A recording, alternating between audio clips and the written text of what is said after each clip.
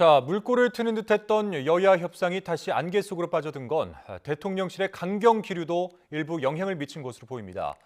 애초 목표였던 법인세 최고세율 3%포인트 인하가 아닌 1%포인트 인하로는 부족하다는 건데 향후 협상 과정도 진통이 예상되고 있습니다. 김경수 기자입니다. 민주당 이재명 대표가 김진표 국회의장의 마지막 중재안을 수용하겠다고 밝힐 때만 해도 곧 여야가 접점을 찾을 거란 전망이 우세했습니다.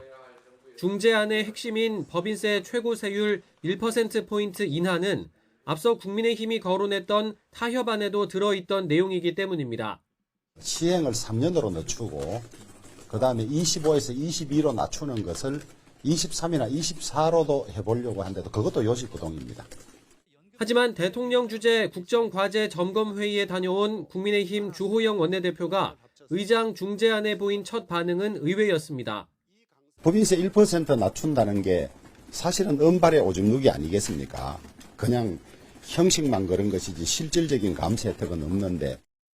법인세뿐 아니라 아직 정리할 쟁점들이 남았다는 주 원내대표의 반응을 두고 대통령실의 부정적인 기류를 고려한 게 아니냐는 해석이 나왔습니다. 실제로 대통령실 고위 관계자는 법인세 최고세율 1%포인트 인하가 마치 엄청난 혜택을 주는 것처럼 생색내는 건 옳지 않다고 밝혔습니다. 행안부 경찰국이나 법무부 인사검증단을 예비비로 운영하자는 것에 대해서도 대통령령으로 만든 조직을 마치 불법인 것처럼 호도한다며 불쾌한 기색을 숨기지 않았습니다.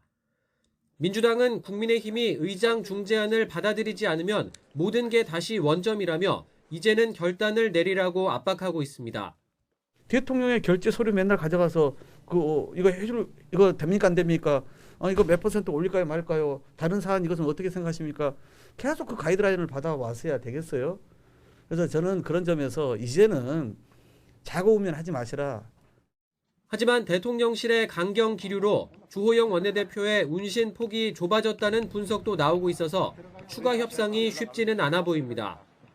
다만 여야 모두 지각 예산에 대한 여론의 따가운 시선이 부담스러울 수밖에 없는 만큼 막판 극적 타결 가능성도 배제할 수는 없습니다. YTN 김경수입니다.